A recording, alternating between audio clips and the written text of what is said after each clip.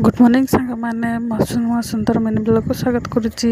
आज थिला भसाणी सकाळ दुर्गा माँ आसिकी चौरारे पानी चढ़े देइथिलु। चौरारे पानी चढ़े दे देखली आकाश रे मेघ छन्न होइतला पूरा सकाळ सकाळ।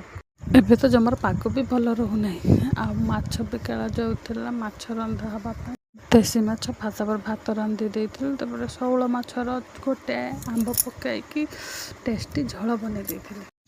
तापर मु चली गली तापर पखाल खाइबा पाई।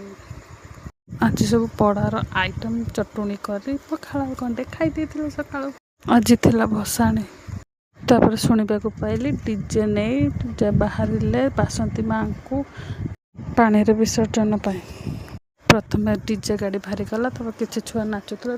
ठाकुर पाखे जुहार है आम फोटो किसी उठे घर को पलि आस। आर वर्ष बंची थे ठाकुर को देखिपर। एबे धरा पृष्ठ को आसती खुशी हुए, गला बेले बहुत मन दुख हुए।